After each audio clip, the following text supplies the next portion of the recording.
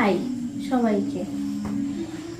তোমরা এখন যে হেয়ারটা দেখছো, আমার এরকম হেয়ার ছিলই না।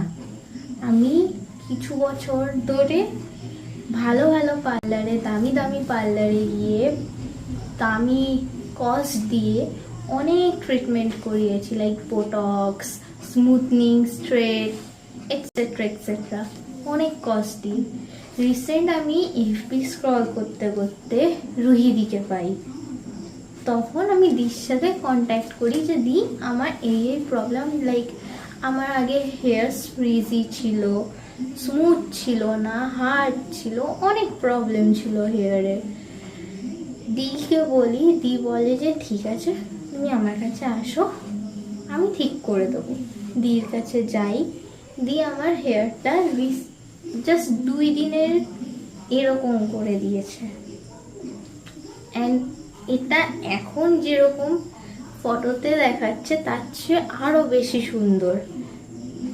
লাইক আমার আগে এই জায়গাগুলো ফেটে গেছিলো, ফ্রিজি ছিল, হার্ড ছিল, রাফ ছিল, অনেক প্রবলেম ছিল আমার হেয়ারে। এখন বেস্ট আছে।